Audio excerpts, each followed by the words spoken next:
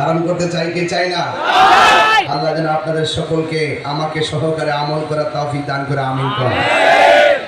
আমার পূর্বে আল্লামা হাফেজ গোলাম কিবরিয়া আল কাদরি সাহেব, আমার দেশি মানুষ, তিনি তো চট্টগ্রাম আসার পরে আমাদের ব্রাহ্মণবাড়িয়া গেলে ওনাকে বলে চট্টগ্রাম, আর আমি যখন চট্টগ্রাম আসি তখন আমি গর্ব করে বলি তিনি ব্রাহ্মণবাড়িয়া। তো সবকিছু মিলিয়ে এই বাহরাউলিয়ার শহরে আমরা যারা আসি রুহানিয়াত নেওয়ার জন্য আসি, মূলত ওয়াজ করতে আসি না, ব্যাটারিটা চার্জ করতে আসি, ঠিক কিনা বলেন? এই জন্য আল্লাহ যেন আপনাদের সকলকে আমাকে সহকারে নবী পাকের কদমে কবুল করে আমিন বলুন। আমার ভাইয়েরা, আমি আপনাদের সামনে যতটুকু কথা বলবো এই কথাগুলো কোরআন সুন্নাহর আলোকেই বলবো। আজকের ওয়াজটা ঘরে নিয়ে যেতে হবে। আমি এখান থেকে আসার পথে বাসার ভিতরে একটা বৃদ্ধা মহিলা, একটা বৃদ্ধা মায়ের চোখের পানি দেখে এসেছি। তিনি কান্না করতে করতে আমাকে বলতেছেন, মানে সন্তানের মতো আমাকে ডাকতেছেন। আমি বুঝতে পেরেছি তার ভিতরে কি সন্তানের হাহাকার হয়েছে। কথা বলে ঠিক কিনা বলেন? এই জন্য যুবক ভাইয়ের আমার, এই এলাকার ভিতরে যেই সমস্ত বৃদ্ধ বৃদ্ধা মা বাবা রয়েছে, অনেক মা বাবা সন্তান দ্বারা অবহেলিত অবস্থায় রয়েছে। আজকের ওয়াজ থেকে আমরা সন্তানরা যারা আছি আমাদের তরফ থেকে মা বাবার মুখে হাসি ফোটাবো। হিজরতের সময় বায়াত গ্রহণ করার নেপথ্যে আল্লাহর হাবিবের কাছে এক লোক গিয়ে বললেন, ইয়া রাসূলুল্লাহ, আমরা আপনার কাছে বায়াত হব, আমি আপনার কাছে বায়াত হব।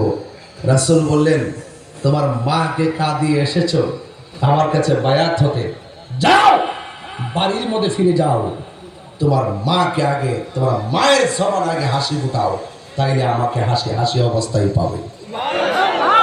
কথাগুলো অনেক কঠিন, এটা বোঝানো যাবে না। আপনি নবীর প্রেমে দিবানা, কিন্তু আপনি মা বাপকে কষ্ট দেন।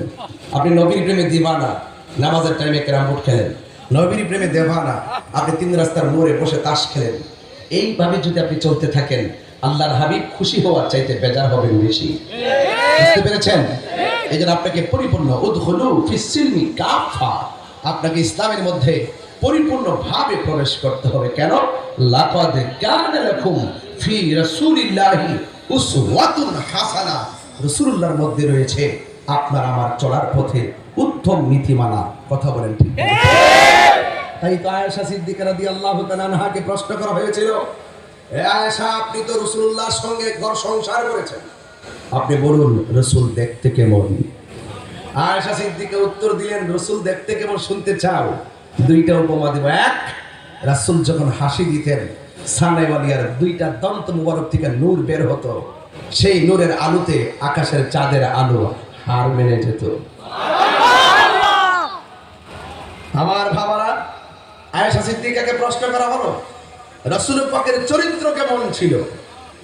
আয়েশা সিদ্দিকা বলেন, রাসূল পাকের চরিত্রটা ছিল এমন, গোটা কোরআন শরীফটাই রাসূলুল্লাহর চরিত্র। কেন কোরআনের কথা বললেন? কোরআনের যেমন একটা জেরের সমস্যা নেই, একটা অক্ষরের মধ্যে কোনো ত্রুটি নেই, একটা জের জবরের ত্রুটি নাই। কোরআনের যেমন করে নিরঙ্কুশ, কোনো সন্দেহ নাই, ঠিক আমার রাসূলুল্লাহর চরিত্রের মধ্যে এমন সন্দেহ নাই। বুঝতে পেরেছেন? এই জন্য আমরা সেই নবীর উম্মত হয়েছি। সেই নবীকে পেতে গেলে নীতিমালা আছে। মা আতাকুমুর রাসূলু ফাখুযুহু ওয়া মা নাহাকুম আনহু ফান্তাহু।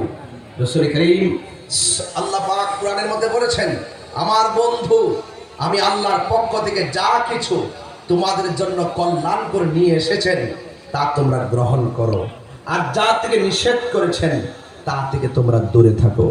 এই যুবক, আপনাকে বলছি, আসুন বলুন, সিদ্ধান্ত আপনি দিবেন, আমি শুনবো, আমিও গ্রহণ করব। বলুন, রাসূল কি নামাজের পক্ষে না বিপক্ষে? এদিকে আওয়াজ কম হয়েছে। যুবক, আজকে কিন্তু আমাকে বিষয় দিয়েছে নরম, ওই দিনে বিষয়ে পেয়েছি গরম। তো নরমে গরমে ইসলাম। কখনো কথা হবে উমরের ভাষায়, কখনো কথা হবে আবু বকরের ভাষায়, দুইটাই ইসলাম। সিদ্দিক আকবর বলছে, নবীজিকে গালি দিয়েছে, হেদায়েতের দোয়া করো। আর ওমর বলছে নবীকে গালি দিয়েছে, তার সাহসটা কত, তলোয়ার বের করে কল্লা ফেলে দাও। মান সাব্বানা বিজ্ঞান ফাকতুলহু, যে নবীকে গালি দিবে তার গর্দান উড়াইয়া দিতে হবে, ঠিক কি না?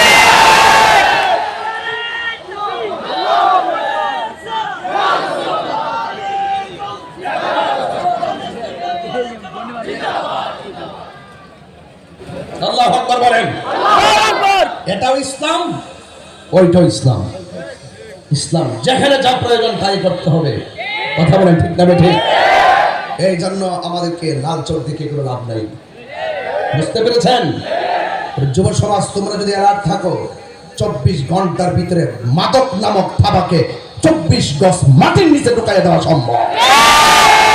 তোমরা যদি রাজি থাকো, তোমরা যদি মানবিক যোদ্ধা হও, এই দেশে সুষম বন্টন নীতির আলোকে যদি যাকাতের টাকাগুলো বোয়ালখালীর ঘরে ঘরে পৌঁছে দেওয়া হয়, এই বোয়ালখালী একটা গরিবও থাকবে না, কথা বলুন।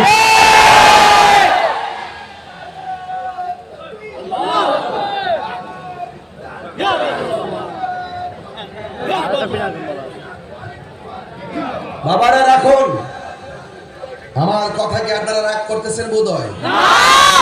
আমি কি নরম কথা বলতেছি? আমি আপনাকে কঠিন ভাষায় কথা বলছি, আমি না, আল্লাহর বিধান বলছি। আল্লাহর যে বিধান বলছে, যা কল্যাণকর তা তোমরা গ্রহণ করো। বলুন, আমার নবী কি নামাজের পক্ষে না বিপক্ষে? আমার নবী কি মাদকের পক্ষে না বিপক্ষে? রাস্তা কয়টা? বলে রাস্তা কয়টা? এইদিকে বললেন পক্ষে, এদিকে বলেন বিপক্ষে। তাহলে সমীকরণ কি? এটা জান্নাতের পথ, এটা জাহান্নামের পথ। সিদ্ধান্ত আপনি নেবেন। এ তরুণ, তোমার বিবেককে জাগ্রত করো, তোমার বিবেককে জাগ্রত করো। আগুন দিলে যদি আগুনে হাত দিলে হাত পুড়ে, তোমার বিবেক তোমাকে বলে দিল। পানির মধ্যে হাত দিলে হাত ভিজে, বিবেক তোমাকে বলে দিল। তাহলে ভালো কাজ করলে তুমি জান্নাতে যাবে, এটা তোমার বিবেককে বলতে হবে। মন্দ কাজ করলে জাহান্নামে যাবে, সেটা তোমার বিবেক বলতে হবে। তবেই তুমি মানুষ, কথা বলেন ঠিক কিনা বলেন? মানুষ সৃষ্টির শ্রেষ্ঠ, আমার মানুষ পশুর চাইতে আমি নিকৃষ্ট। আমরা কি নিকৃষ্ট না শ্রেষ্ঠ?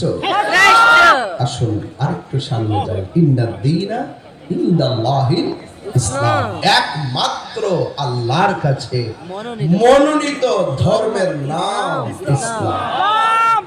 আজকে একজন হিন্দু আমাকে ফোন দিয়েছিল, ওয়াজ মনে হয় শুনেছে, কোথা থেকে নাম নিয়েছে, বলছে হুজুর আপনার ওয়াজ অনেক ভালো লাগে। সুবহানাল্লাহ।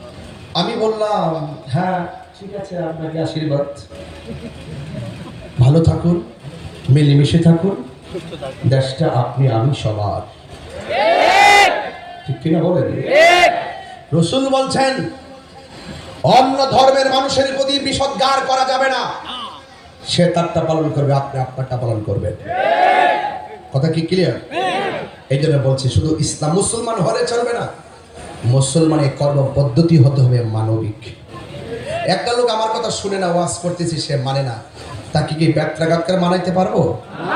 বলছে তুমি দ্বীনের দাওয়াতগুলো পৌঁছে দাও, তোমার দায়িত্ব পৌঁছে দেওয়া। জবান খুলে বলেন হেদায়েতের মালিক কে? আল্লাহ। আর বর্গে হেদায়েতের মালিক কে? আল্লাহ। এরপর যদি লাইনে না আসে, ওই যে খাতামাল্লাহু আলা কুলুবিহিম, আল্লাহ যার কলবে মোহর মেরে দিয়েছে, আপনি তাকে যতই বোঝান, কুকুরের লেজ বুঝেন? কুকুরের লেজকে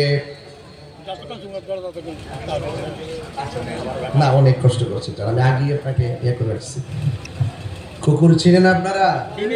কুকুরের লেজকে আপনি দেখবেন, যতই দেখবেন পাথর দিয়ে লেজের ভিতরে বাম দিয়ে 1 মাস শোয়ায় রাখেন, 1 মাস পরে লেজ ছেড়ে দিবেন, দেখবেন আবার গোড়ায় বাঁকা হয়ে গেছে। কিছু লোক আছে, যদি আপনি আপনার হেদায়েত যদি না থাকে, আমি একদিন ওয়াজ করে আপনাকে হেদায়েত করতে পারবো না।